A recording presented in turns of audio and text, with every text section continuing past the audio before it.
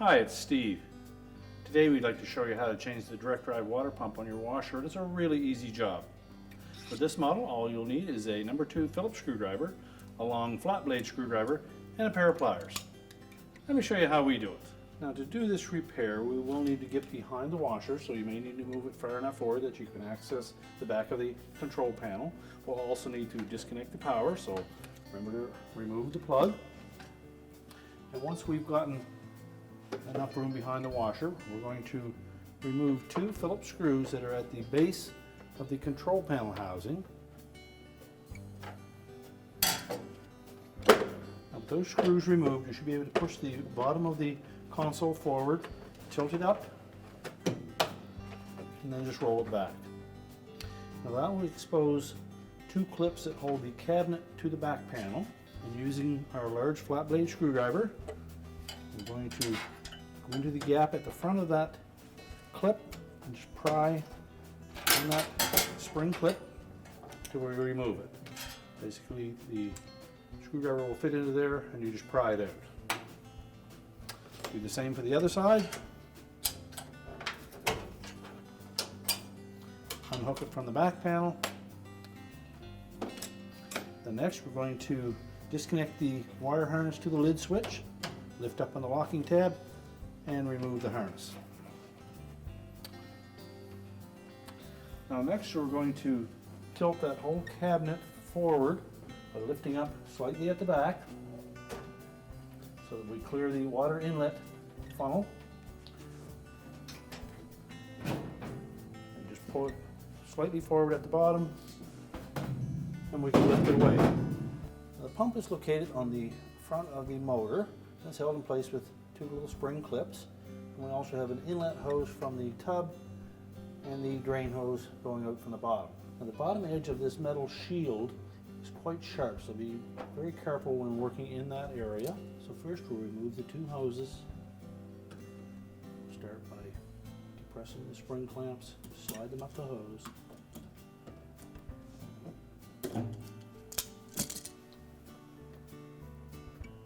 And then just work the hose off of the pump. Again, make sure that we are conscious of the sharp metal edge on that shield. Next, we'll remove these 2 spring clips.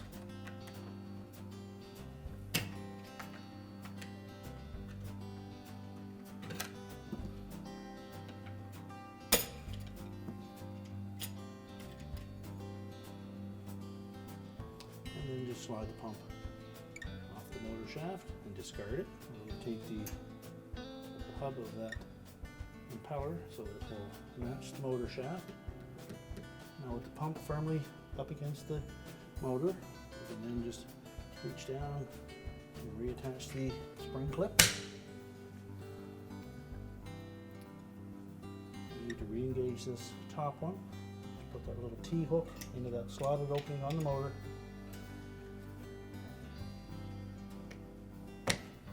And then press it into place. Next, we'll reconnect the hoses and just ensure that there's nothing caught in that inlet hose. Make sure it's fully inserted on the pump nozzle, as well as the drain. Reposition the clamps.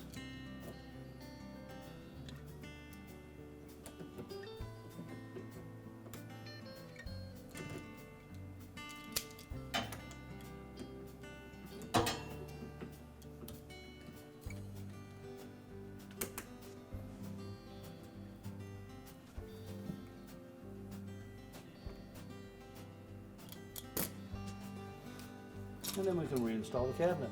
Now when reinstalling the cabinet, there's a couple of things that we need to make sure we line up. There's a slot on the back corners of both sides of the cabinet, as well as a small rectangular slot at the front corners of the cabinet, and they will engage little tabs that stick out of the base frame. And also the cross piece at the very bottom front of the cabinet will go under the base while the sides sit on the top of the base.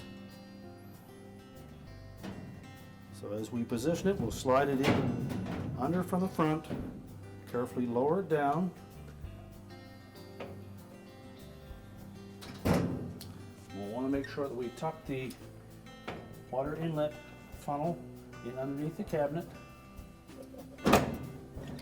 and then ensure that the back corners of the cabinet fit onto those little tabs.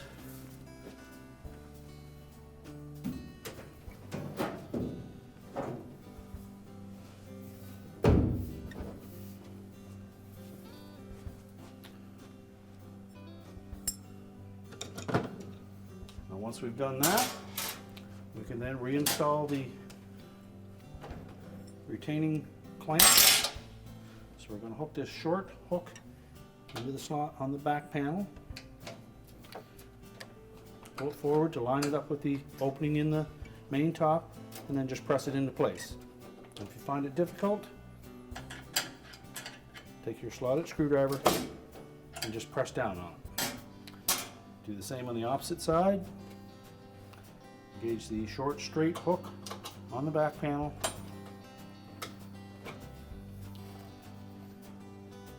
Make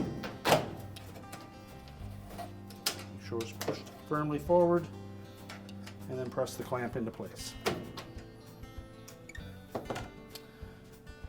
And lastly, we need to reconnect the wire harness to the door switch. Now, as we roll the console down into place, we want to make sure that we engage these hooks on the end caps with the appropriate openings in the main top. So once they're fitted in and flush, just pull it straight back, and then tighten up the 2 Phillips screws on the rear. We're now ready to reconnect the power, push the washer back into position, and our repair is complete.